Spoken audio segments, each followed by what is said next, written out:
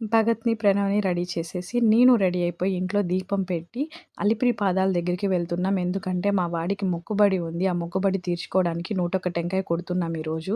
పాదాల దగ్గర అన్నీ అవైలబుల్‌లో ఉన్నాయి. పసుపు, కుంకుమ, టెంకాయలని. కానీ మేము సెపరేట్‌గా కొనుక్కొని తీసుకొనొచ్చామనమాట. మేము ఆటో దిగినప్పటి నుంచి మా వాడు గోవింద గోవింద అని చెప్తూనే ఉన్నాడు. ఆ తిరుమల కొండని చూపించి, "ఏంటా కొండ?" అని అడిగితే, "మమ్మీ గోవింద, మమ్మీ గోవింద" అని అరుస్తూనే ఉన్నాడు. వీడు అరుస్తుంటే అందరూ గూడా గోవింద గోవింద అని అరుస్తూనే ఉన్నారు.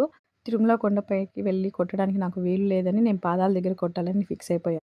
అదిగో ఇక్కడే ఈ ప్లేస్‌లోనే టెంకాయలు కొట్టేది. స్వామి పాదాల ఇక్కడ ఎప్పుడూ రష్‌గానే ఉంటుంది. ఎందుకంటే నడక మార్గం ద్వారా వెళ్ళేవాళ్ళు ఇక్కడే స్టార్ట్ అవుతారు కాబట్టి, ఆ పెద్ద మూట మాదే. మా ఆయన భుజాల పైన మీద మోసుకొని వెళ్తూ ఉన్నాడు.